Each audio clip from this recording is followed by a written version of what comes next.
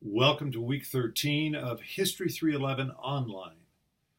This week we are studying America's Cold War foreign policy during the 1960s Vietnam era. Our theme is the importance of credibility as a defining concept in America's foreign policy during the Cold War, including the escalation of our military forces in Vietnam during the 1960s. In particular, we'll want to know how the concept of credibility defined America's commitment to a military-backed foreign policy, and how it was sometimes invoked, such as in President Kennedy's 1963 speech on civil rights, to justify action here at home as well. Remember, there's a black granite wall in Washington, D.C. with 60,000 names carved into it.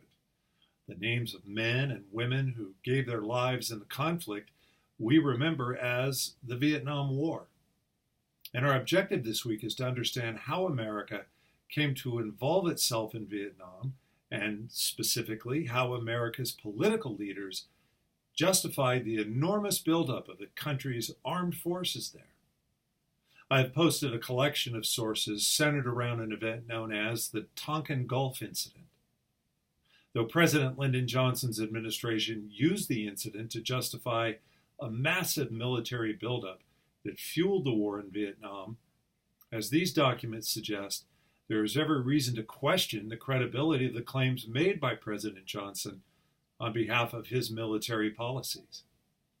In an address to the American people in 1965, LBJ, as America was in Vietnam because, quote, "We have a promise to keep. But if keeping promises implies telling the truth, and telling the truth is necessary to one's credibility, then you might legitimately ask whether America's escalation of the war in Vietnam bears any resemblance to either truth or credibility." Now, you've been reading Slaughterhouse-Five, a novel by the American Kurt Vonnegut, which is a satirical but searing commentary on the apathy and inattention of the American population to the grave issues of war, including our memories of World War II, but also America's slide into Vietnam. You'll complete a historical document analysis based on your reading of Slaughterhouse-Five. We are rapidly drawing the semester to a close, and I will continue grading your various submissions.